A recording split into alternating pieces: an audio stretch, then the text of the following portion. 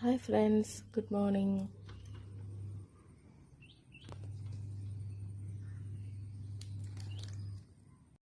ഇത് നമ്മുടെ natural glycerin ബേസാണ്. ഈ നാച്ചുറൽ ഗ്ലിസറിൻ ബേസിൽ നമ്മളിന്ന് താളി സോപ്പാണ് തയ്യാറാക്കാൻ പോകുന്നത്. 100 ഗ്രാമിൻ്റെ 30 സോപ്പിൻ്റെ ഓർഡറാണ് വന്നിരിക്കുന്നത്.